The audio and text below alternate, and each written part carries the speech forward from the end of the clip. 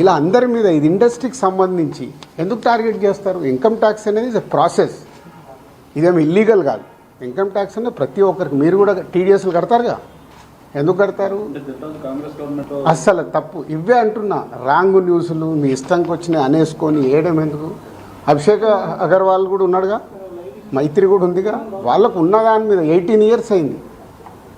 మా మీద సెర్చ్ జరిగి 18 years, ఏమో 2 years కాలేదు, 3 years కాలేదు. అంటే ఆఫ్టర్ 18 years చేసే వాళ్ళు ప్రొసీజర్, ఇన్కమ్ ట్యాక్స్ ప్రొసీజర్లోనే జరిగింది, ఎక్కడ ఏమీ లేదు. అనవసరమైన ఎక్కువ మీరు ఊహించేసుకొని హైలైట్లు చేయాలి. ఓకే,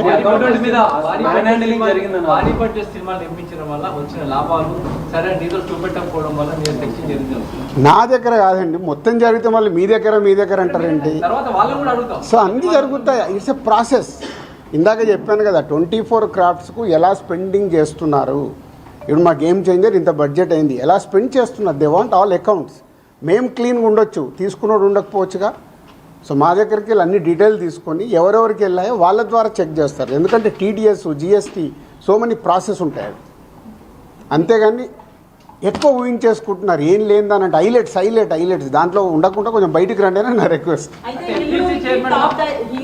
టాప్ డైరెక్టర్స్ కి బ్లాక్ ఇవ్వడం వల్ల ఇష్యూస్ వస్తున్నాయి అనేది కూడా వినిపిస్తుంది. మీలో కొంతమంది, మీ ప్రొడ్యూసర్స్ కొంతమంది చెప్తున్నారు, దీనికి ఏమంటారు? మీ ఛానల్స్ కూడా చాలా చెప్తారు, బ్లాక్ ఎక్కడ ఉంది, ఎక్కడికి వెళ్ళి వస్తుంది, నువ్వు సినిమా ఎక్కడ చూస్తున్నావు, ఆన్లైన్లో టికెట్ బుక్ చేసుకుంటున్నావు, 90% బుక్ మై షోలో బుక్ చేసుకుంటున్నావు, పేటీఎంలో బుక్ చేసుకుంటున్నారు, ఎక్కడుంది క్యాష్? 90% అకౌంట్లోనే, అదే అందరు మీరు బుక్ చేసుకుంటున్నారు, సినిమాలు చూస్తున్నారు. అది మళ్ళీ మీ ఊహ. ఎవరికి రావాల్సిన స్టోరీలు ఎప్పుడు రాసుకుంటూనే ఉంటారు, ఎందుకంటే మీకు కూడా హైలైట్స్ కావాలి కదా, లేకుంటే కష్టంగా.